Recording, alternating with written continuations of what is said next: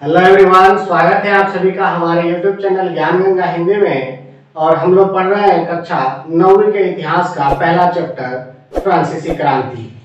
इससे पहले वाले वीडियो में हम लोगों ने देखा था कि किस तरीके से लोगों ने बेस्टिल के किले को तोड़ा और तोड़ने के बाद जो है उसके अवशेष को इन्होंने बाजारों में बेचा। फिर ये एक क्रांति जो हुई 1789 की क्रांति, वो आगे चल करके एक बड़े परिवर्तन का कारण बने। अब हम लोग पढ़ेंगे कि आखिर ये सब कैसे हुआ। तो किसी भी चीज को समझने के लिए, वर्तमान स्थिति को समझने के लिए हमें उसके पहले वाली स्थिति को जानना बेहद जरूरी है, क्योंकि वर्तमान की जो फलाफल होते हैं वो कहीं ना कहीं हमारे अतीत में घट रही घटनाओं के ही परिणाम होते हैं। तो क्या चीजें थी जिसने फ्रांस के लोगों को 1789 में क्रांति करने के लिए उकसाया, इस चीज को हम लोग समझने वाले हैं इस वीडियो में। सबसे पहले हम लोग देखते हैं कि उस समय फ्रांस का समाज जो था वो कैसा था, यानी 18वीं सेंचुरी के उत्तरार्ध तक फ्रांस का जो समाज था वो किस तरीके से था, ये समझना बेहद जरूरी है। तो जब हम देखते हैं फ्रांस के समाज के वर्णन के बारे में या उसकी स्थिति के बारे में, तो हम पाते हैं कि फ्रांस जो था उसमें 3 तरह के समाज थे, पहला, दूसरा और तृतीय। इसमें प्रथम स्टेट, द्वितीय स्टेट और तृतीय स्टेट के रूप में इन्हें जाना जाता था। अब देखा जाए कि प्रथम स्टेट्स में कौन से लोग आते थे, तो प्रथम स्टेट में आते थे पादरी। वैसे लोग जो चर्च में रह करके क्या करते थे जी, पूजा पाठ किया करते थे। जिस तरीके से हिंदुस्तान में आप लोग देखे होंगे कि ब्राह्मण होते हैं, पंडित जिनको हम लोग बोलते हैं, तो वे पादरी जो थे ठीक उसी तरीके से थे। पादरी जो थे वो जाकर के चर्च में पूजा पाठ का काम करते थे। तो सबसे समाज में सबसे ऊंचा दर्जा जो था इन पादरियों को ही मिला हुआ था, और इन पादरियों को बहुत सारे विशेष कार्य भी मिले थे जिसकी चर्चा हम लोग बाद में करने वाले हैं। दूसरे स्टेट में देखें तो दूसरे स्टेट में आते थे कुलीन वर्ग के लोग। जिस तरीके से हमारे यहाँ भी देखे होंगे राजा या राजकुलीन परिवार के लोग जो थे वो आते थे, उसी तरीके से यहाँ भी जो राजा होते थे या उसके परिवार से संबंधित जो लोग होते थे या सेना से संबंधित जो लोग होते थे वो आते थे कुलीन वर्ग के अंतर्गत। यानी जो लोग राज दरबार में रह करके काम करते थे या राजा होते थे या उनके परिवार से संबंधित जो लोग होते थे वो आते थे कुलीन वर्ग में। यानी सबसे ऊपर पादरी हो गए और उसके नीचे आते थे कुलीन वर्ग के लोग। अब एक तीसरा वर्ग भी था जिसको बोला जाता था तृतीय स्टेट्स। अब इन तृतीय स्टेट्स में ध्यान से हमें समझना होगा कि इन तृतीय स्टेट्स में भी अलग अलग तरीके के लोग रहते थे। यानी इनमें भी हम देख सकते हैं तो इनमें भी एक अंतर देखने को मिलता है। तो सबसे अब तृतीय स्टेट्स में हम लोग देखें तो तृतीय स्टेट में जो बड़े व्यापारी थे, बड़े व्यवसायी थे या वकील थे, डॉक्टर थे, शिक्षक थे, ये लोग जो थे वो थोड़ा सा इनकी स्थिति जो थी बाकी लोगों से अच्छी थी। यानी ये थे तो तृतीय स्टेट्स में, लेकिन इन लोगों की स्थिति जो थी बाकी लोगों से अच्छी थी। बहुत सारे ऐसे लोग हुआ करते थे, बहुत से ऐसे व्यापारी हुआ करते थे, बहुत से ऐसे व्यवसायी हुआ करते थे जो कर देते थे, यानी कर नहीं, जो कर्ज देते थे किनको, राजा को। यानी राजा जो होता था इनसे कर्ज लेता था। तो ये जो स्थिति थी, बड़े बड़े व्यापारी हो गए, वकील हो गए, डॉक्टर हो गए, शिक्षक हो गए या अदालती कर्मचारी हो गए, ये लोग जो थे वो बहुत ही ज्यादा जो पढ़े लिखे हुआ करते थे, लेकिन इनकी स्थिति जो थी वो बहुत ही ज्यादा अच्छी नहीं थी। उसके बाद अगर हम लोग देखें तो उसके बाद आते थे किसान और कारीगर। किसान जो खेती करते थे या कारीगर जो तरह तरह की सामानों का निर्माण करते थे, तो ये लोग आते थे। और इनमें सबसे नीचे स्थान पर आते थे और वो थे छोटे मजदूर, भूमिहीन मजदूर और नौकर, दिहाड़ी मजदूर जिनको बोला जाता है, जो दिन प्रतिदिन के लिए जो है काम करते हैं और उसी दिन उसका वेतन पाते हैं। यानी इनकी नौकरी जो होती है हमेशा हमेशा के लिए नहीं होती है या परमानेंट या मंथली नहीं होती है। ये एक दिन काम करते हैं, अगले दिन पता नहीं इनको काम मिले या ना मिले। यानी दैनिक भोगी होते हैं ये मजदूर जो एक दिन काम करते हैं और उसका पैसा इन्हें मिलता है। तो इस तरीके से आप देख सकते हैं, इस तरह से फ्रांस में जो थे 18वीं शताब्दी के उत्तरार्ध तक समाज बटे हुए थे। अब इनमें स्थिति हम लोग देखते हैं कि ये तो हम जान गए कि ये 3 तरह के वर्ग थे। अब इन तीनों वर्ग में क्या क्या चीजें थी इसको हमें समझना होगा। तो जब हमने बात करी कि सबसे ऊपर आते थे पादरी, अब ये पादरी जो होते थे या उसके बाद आते थे कुलीन, तो पादरी और कुलीन जो होते थे इनको तरह तरह के विशेषाधिकार प्राप्त थे। तो ये जो पादरी हुआ करते थे ये धार्मिक कार्य किया करते थे, जो इतने भी पूजा पाठ जिसको हम लोग बोल सकते हैं वो ये लोग किया करते थे। और इसके बदले में जो है इन लोगों को बहुत से ऐसी भूमि जो मिली थी, बहुत से ऐसी भूमि इनको मिली हुई थी फ्री में। ये लोग उस जमीन का कोई भी कर नहीं देते थे। और ये जमीन कैसे होती थी, सबसे ज्यादा जो उपजाऊ भूमि हुआ करती थी वो जमीन जो होती थी पादरी के पास हुआ करती थी।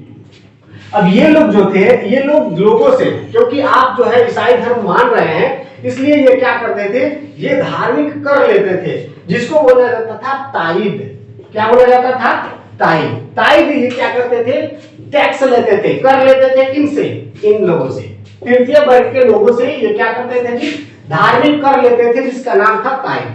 तो ये विशेषाधिकार था, एक तो ये कर नहीं दे रहे हैं, सबसे अच्छी जमीन इनके पास है, दूसरी तीसरी चीज ये है कि ये लोग जो है धार्मिक कर भी वसूला कर रहे हैं। तो इस तरीके से आप देख सकते हैं कि इनकी स्थिति जो है बहुत ही ज्यादा मजबूत है। दूसरे वर्ग की तरफ चलते हैं, दूसरे वर्ग में है कुलीन वर्ग के लोग। जैसे हमने बताया कि यह राजा या राज परिवार से संबंधित लोग हुआ करते थे। तो इन लोगों की भी जिंदगी ऐशो आराम में गुजरती थी, इन लोगों को जो था कोई किसी भी तरह की परेशानी का सामना नहीं करना पड़ता था। अब ये लोग भी क्या करते थे, ये लोग जैसे राजा हुआ करते थे वो डायरेक्ट कर तो लेता ही था, इसके अलावा खाने पीने की जो चीजें होती थी उन पर इनडायरेक्ट यानी अप्रत्यक्ष रूप से भी कर लगे हुए थे। जैसे नमक जैसी चीज पर भी इन लोगों ने क्या किया था, कर लगा रखा था। तो एक जो आप राज परिवार से मिलने गए या उसके किसी भी मंत्री से कह सकते हैं या किसी भी दरबारी से आप मिलने गए तो प्रत्यक्ष रूप से आपको जो होता था भेंट के रूप में कुछ पैसे या कर जो है कर के रूप में उन्हें चुकाना पड़ता था। दूसरी चीजें थी अप्रत्यक्ष रूप से जब सामानों को खरीदा जाता था तो उस पर भी ये लोग कर देते थे। इसके अलावा ये जो कुलीन हुआ करते थे ये भी अपने तरीके से टैक्स लगाते थे, यानी जो सामंती कर ये लिया करते थे। और ये भी सामंती कर किन पे लगता था, तृतीय वर्ग के लोगों पर लगता था। इनके पास भी जमीनें बहुत ज्यादा थी और ये जमीनें बहुत ज्यादा थी और इनको भी बहुत ज्यादा जो है करों से इन्हें छूट दिया गया था। यानी कुल मिलाकर के ये कहा जा सकता है कि इन लोगों की संख्या जो थी 20%, 18% आप मान सकते हैं, लगभग 18% तक थी किन लोगों की, कुलीनों की और पादरियों की। लेकिन अगर जमीन की बात करी जाए तो जमीन जो थी इन लोगों के पास 60% लगभग जमीन जो थी इन्हीं लोगों के पास थी। तो आप देख सकते हैं कि एक तो कर नहीं दे रहे हैं, फिर अलग अलग के इनको विशेषाधिकार मिले हुए हैं, जमीनें भी इनके पास सबसे ज्यादा है और किसी भी तरह का टैक्स नहीं दे रहे हैं। तो इस तरीके से प्रथम और द्वितीय स्टेट्स के जो लोग होते थे उन लोगों की स्थिति बहुत ही ज्यादा अच्छी थी।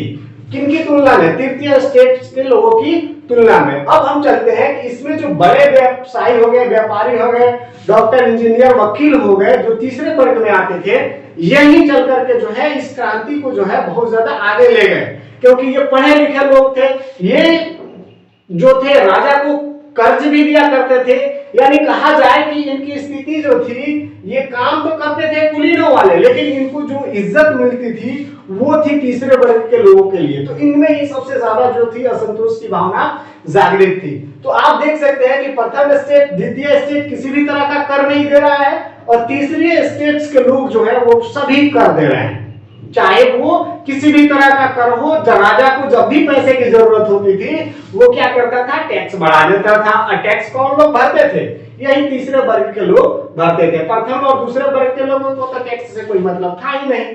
तो इस तरीके से हुआ ये कि लोगों की हालत खराब होती चली गई। अब हम लोग चलते हैं, ये तो हमने देख लिया कि सामाजिक स्थिति क्या रही 18वीं शताब्दी के उत्तरार्ध तक। अब हम लोग थोड़ा राजनीतिक और आर्थिक स्थिति की ओर चलते हैं। तो जैसा कि आपको मालूम है 1774 में लुई 16 जो है वहां का शासक बना। इससे पहले जो है लुई 14 थे, उन समय भी बहुत सारे जो है विद्रोह की स्थिति उत्पन्न हुई, लेकिन वो कुशल राजा थे और उन्होंने उन विद्रोहों को सही तरीके से क्या किया, हैंडल किया। लेकिन लुई 16 जो था उसकी जो थी स्थिति उतनी अच्छी नहीं थी लुई 14 के तुलना में। तो लुई 16 के जो है जब शासक बना 1774 ईस्वी में, तो तो उस समय जो था राजकोष जो था वो पहले से खाली हो चुका था, क्योंकि लगातार युद्ध हो रहे थे और लगातार युद्ध होने की वजह से जो पैसे थे राजकोष के वे खत्म हो चुके थे। दूसरी बात थी ये कि इनकी जो शादी हुई वो ऑस्ट्रिया की राजकुमारी से हुआ जिनका नाम था मैरी एंटोइनेट। अब इनके बारे में क्या कहा जाए, इनके बारे में ये कहा जा सकता है कि ये विश्व में फिजूल खर्ची के लिए फेमस औरत थी, यानी इसके जैसा फिजूल खर्च करने वाला कोई है ही नहीं। इस तरह की औरत से जो है लुई 16 की क्या होती है, शादी हो जाती है।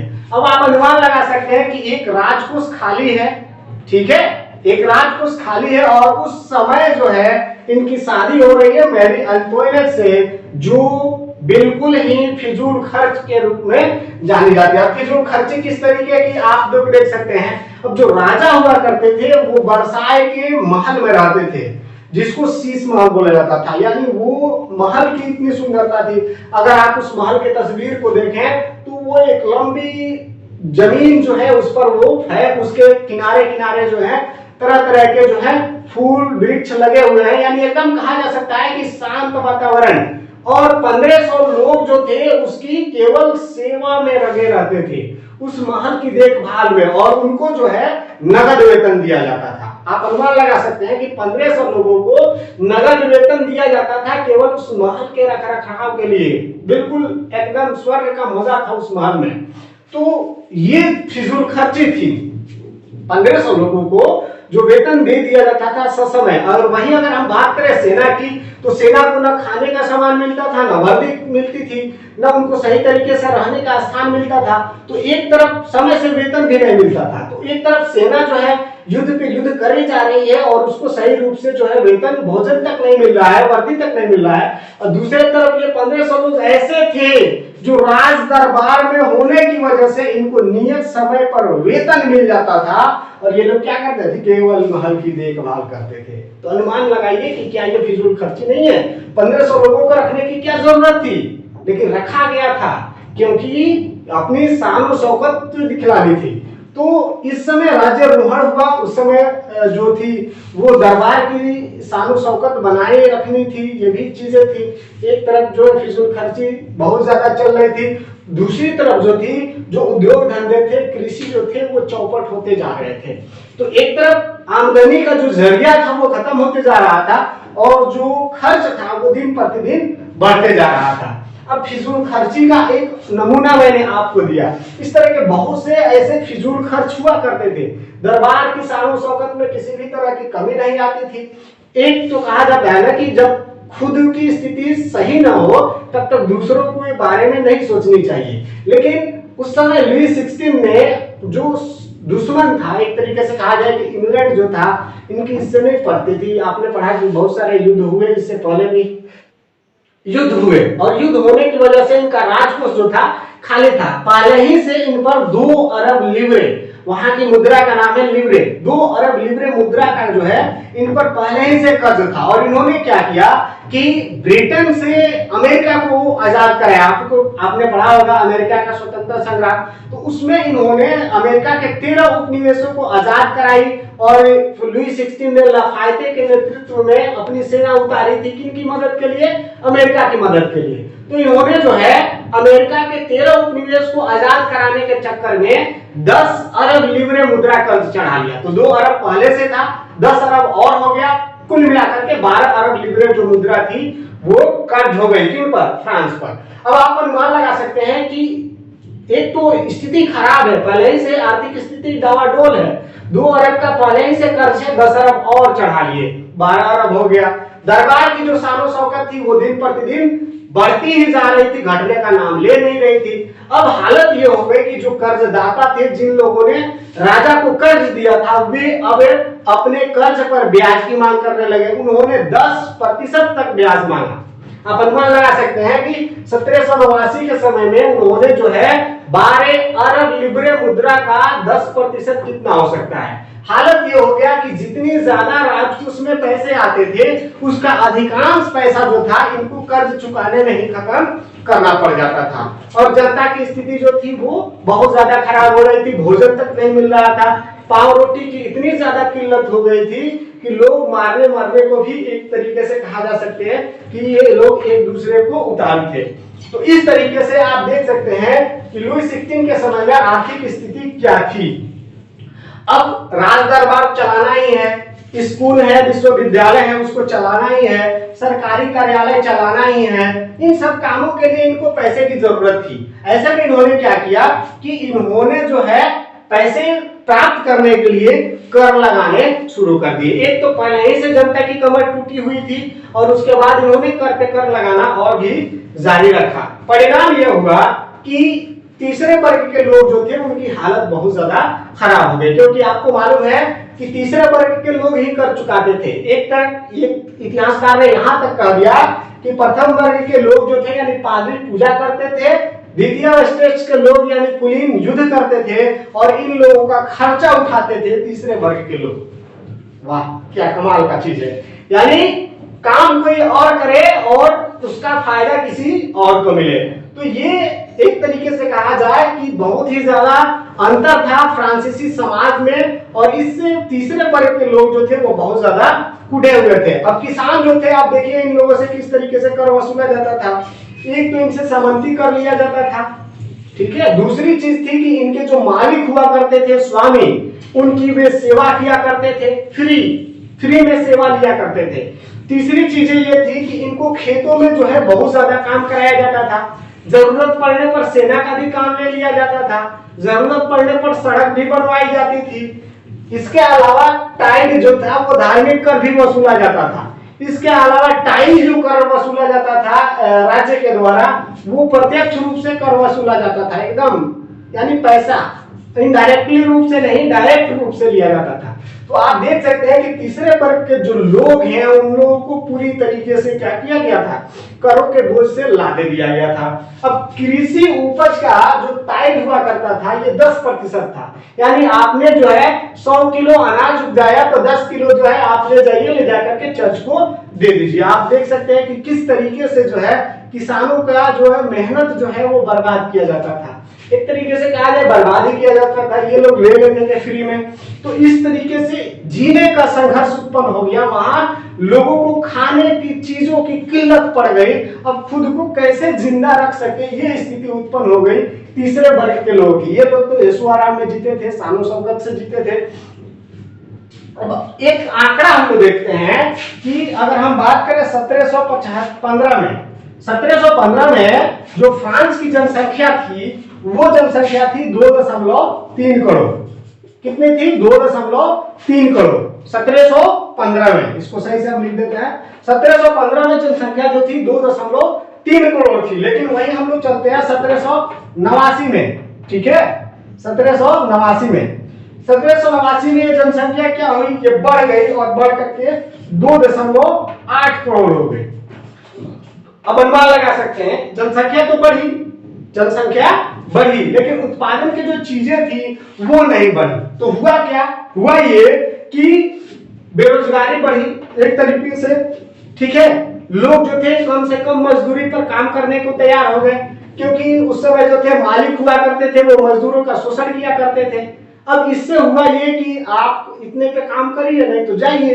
तो जनसंख्या बढ़ रही थी, लोग जो थे वो काम चाहते थे। ऐसी स्थिति में उनकी जो आमदनी थी कम मजदूरी के रूप में हो गई और कम मजदूरी पे वे काम करने को विवश हो गए, क्योंकि उनको खाने के लिए चीजें चाहिए थी, पाव रोटी चाहिए थी। अब पाव रोटी की बहुत ज्यादा किल्लत हो गई, उत्पादन नहीं हुआ तो पाव रोटी की किल्लत हो गई, लंबी लाइन लगानी पड़ जाती थी और लास्ट में पता ये चलता था कि पाव रोटी खत्म हो गई। तो जो लोग लाइन में लगा हुआ करते थे और उनको पाव रोटी नहीं मिलती थी तो वे लोग उपद्रव मचाने लगते थे। तो इस तरीके से एक तो पाव रोटी की किल्लत हो गई, बेरोजगारी हो गई, कम मजदूरी मिली, महंगाई बढ़ गई और इससे अमीर और गरीब के बीच जो है एक लंबी चौड़ी खाई बनती चली गई। तो ये खाई जो थी वो बहुत ज्यादा बढ़ गई और इसी का परिणाम ये हुआ कि स्थिति और ज्यादा बिगड़ती चली गई और हालत तो तब और खराब हो गई जब कभी सूखा पड़ गया, ओले आ गए या किसी भी तरह की आफत आ गई तो उस समय फसल तो और ज्यादा चौपट हो जाती थी।